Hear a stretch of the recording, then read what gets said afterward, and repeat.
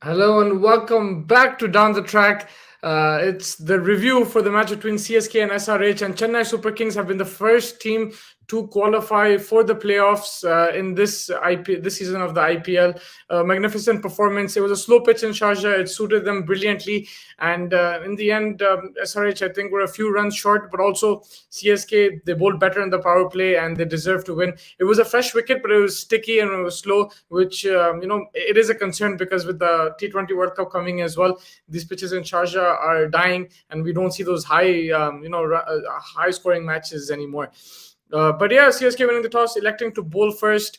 Hazelwood magnificent. Chahar was a bit expensive, but well backed by Thakur and Bravo sensational. This was his pitch.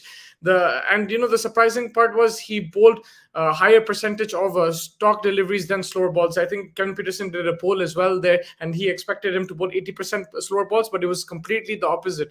He bowled the stock deliveries and then surprised them with the slower ball, which made the slower ball more effective, I felt. And yeah, Sunrisers batsmen did struggle. I felt that 130 to 140 is a competitive total, and uh, but the way Sunrisers started with Saha, hitting a few boundaries, probably 150 could have been possible. And I just felt the way Sunrisers bowled with the new ball, it was disappointing. Rashid Khan got hit, and the surprising thing is that Rashid Khan he bowls brilliantly every single game. But the one team which does tease him quite a bit is Chennai Super Kings, whether it's Ambati Raidu or Shane Watson, or today we saw Gaikwad going after him. He does struggle a bit against the Chennai Super Kings. Struggle in the sense that he gets hit for a few more boundaries than usual. But yeah, disappointing for the Sunrisers. They are bottom of the table. They'll probably finish there this season. Some issues there. They showed some fight in the end, which was a positive. Jason Holder picking up 3 wickets, but again, their batting has been an issue. Jason Roy failing. He batted brilliantly in the last game, but him and Kane Williamson both didn't perform today, and a lot relies on the foreign players. If you notice, when the foreign players perform for SRH, they're a completely different side.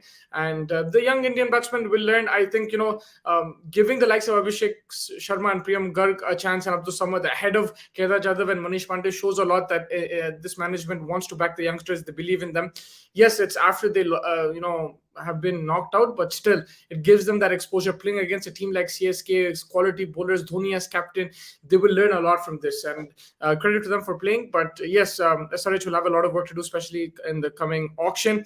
For CSK, I just want to give a shout out to Josh Hazelwood, because I felt that Bravo, this was a tailor-made pitch for him. For Hazelwood, it wasn't. He had to adjust. Hazelwood is a line-length bowler outside that off-stump test match with the red ball. But in this game in particular, he used the dimension of the field. When it was a longer boundary, he bowled it wide. He bowled the cutters, and his field placement was smart as well, and variations were very good. So credit to him, because he's not someone who's known for that. And I think Mulli Karthik was also discussing on commentary that, for a test match bowler to be successful in T20, it's not that easy. And for Hazelwood to transform like that and pick up wickets regularly at a good economy rate, adjust to the pitch, I think, kudos to him for that. Brilliant, fantastic. And yeah, just also a word on CSK's batting. Gaikwad and Faf du Plessis have been outstanding this season. Outstanding. Probably the best opening pair, the most consistent one this season. They've been giving them CSK starts. And this was a tough pitch. It wasn't an easy pitch. If you look at the strike rates, 118 for Gaikwad, 113 for Faf. So they hit boundaries, but it wasn't that easy going. But they made sure they stayed there as long as possible. They didn't let the middle order get exposed. The likes of Dhoni, Raina, Raidu haven't been in the greatest of form. So on this pitch, they made sure they took the responsibility. They got out in the end, but the pitch wasn't that easy.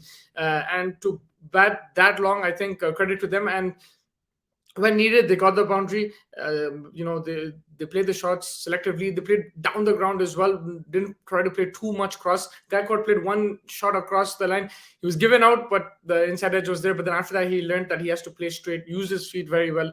And credit to both of them. They've been outstanding. Faf du Plessis, still at this age, he's going so fit. He feels that long on, long off, keeps running around in the field. And with the bat, he opens the batting. The fitness is just outstanding from Faf du Plessis.